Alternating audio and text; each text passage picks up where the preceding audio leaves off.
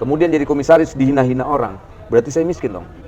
Karena dihina mereka-mereka ini nggak paham saya, perjuangan saya dan sebagainya. Makanya saya ingin buktikan ke mereka, datangnya ke villa saya, cek rumah saya, cek semua. Lantas lihat base camp saya hari ini di Panglima Polim. Nah, Yang harus dijauhin itu bukan oposisinya.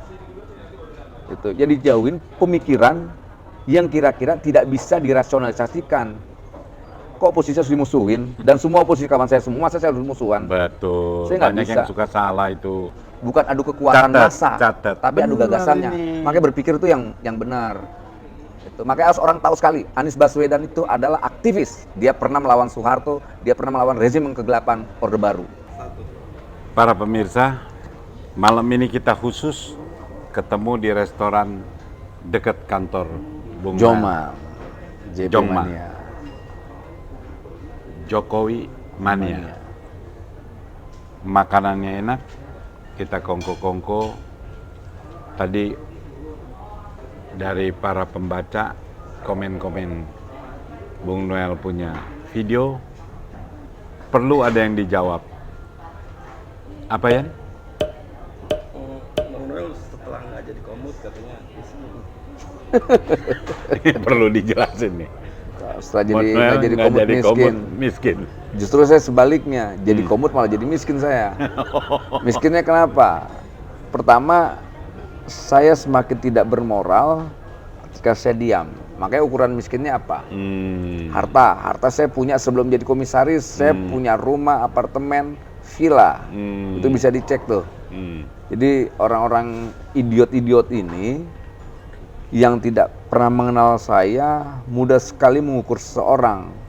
Nggak mungkin, harus dipahamin bahwa 1 tahun sekian bulan, 9 bulan jadi komisaris, kemudian berapa bulan jadi komut.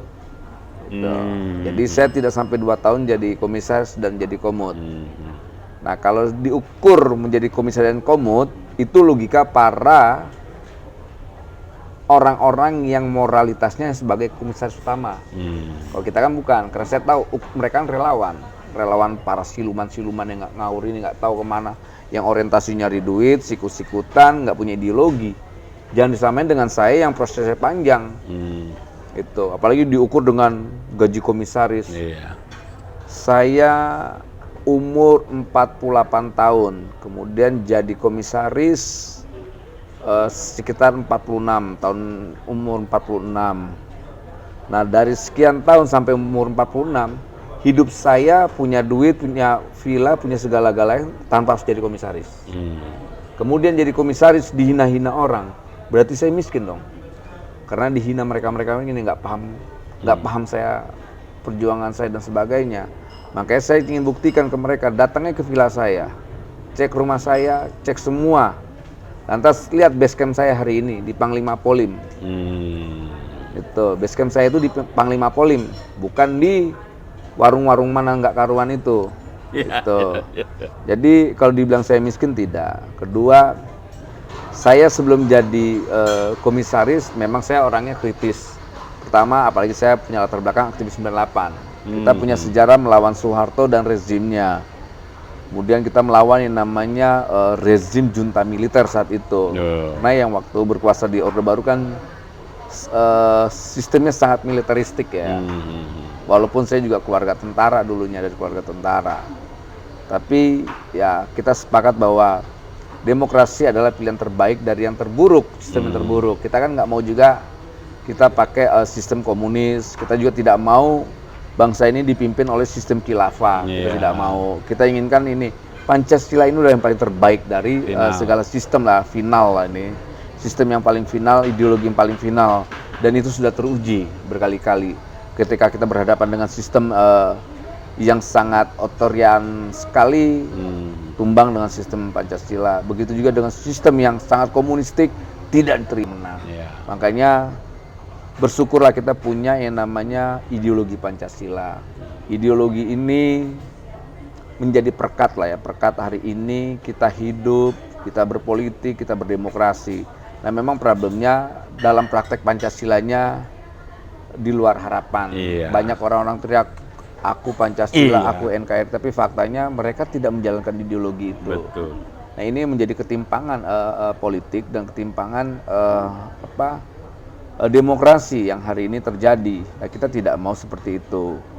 Makanya kayak orang-orang yang kita lihat nih, para buzzer atau para netizen yang pemahaman politiknya cuma nonton YouTube, kemudian tidak tahu sejarah. Saran saya jangan komentar. Kalau Anda tidak paham sejarah seseorang, pahami sejarahnya dulu, perjuangannya, ideologinya. Ini kan tiba-tiba banyak politisi, aktivis medsos yang hanya ngutip-ngutip dari YouTube atau dari mana yang kita nggak tahu rimbanya, yang susah dipertanggungjawabkan.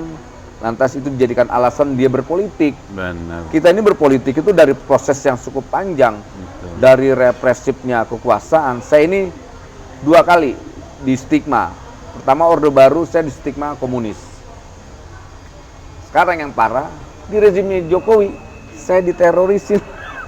Kristen, nasionalis, keluarga TNI, dikomunisin. Kan gila itu. Betul.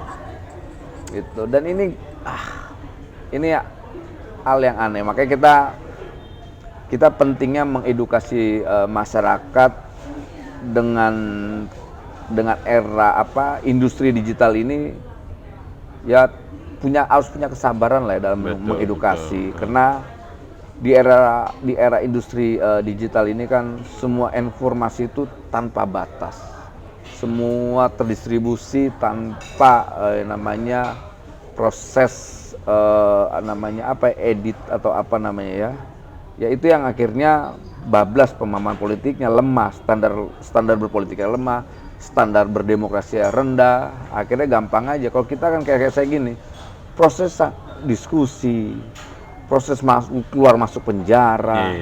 Kita ini bukan baru sekarang ini aja begini. Benar. Ada proses panjang. Pak Lius paham lah ya.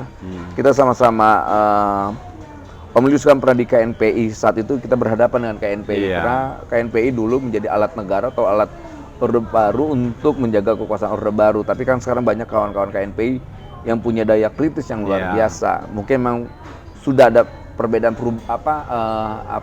sistem antara perubahan juga generasinya sekarang kan generasi orang-orang kritis lah ya.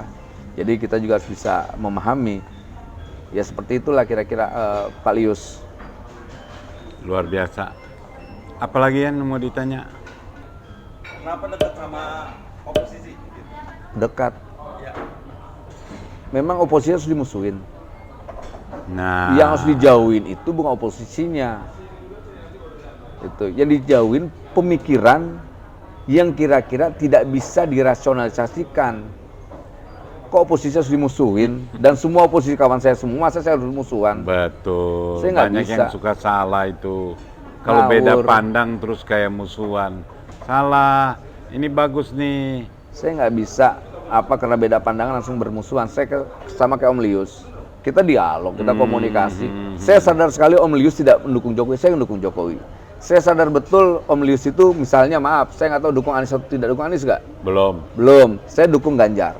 Lantas sikap saya sampai detik ini tidak berubah, tetap mendukung Ganjar dan tetap mendukung Jokowi.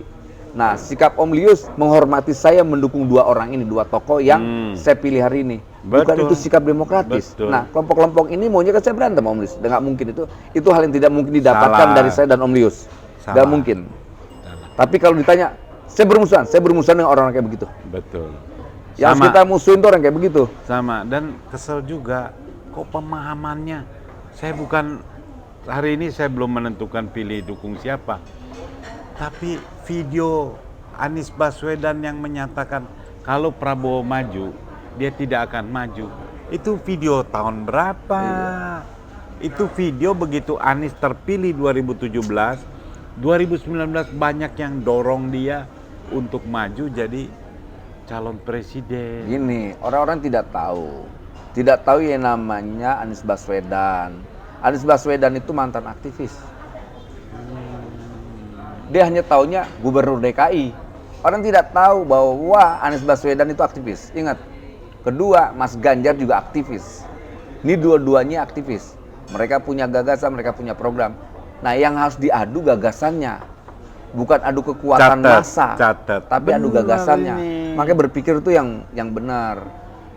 Tuh, makanya harus orang tahu sekali, Anies Baswedan itu adalah aktivis. Dia pernah melawan Soeharto, dia pernah melawan rezim kegelapan Orde Baru.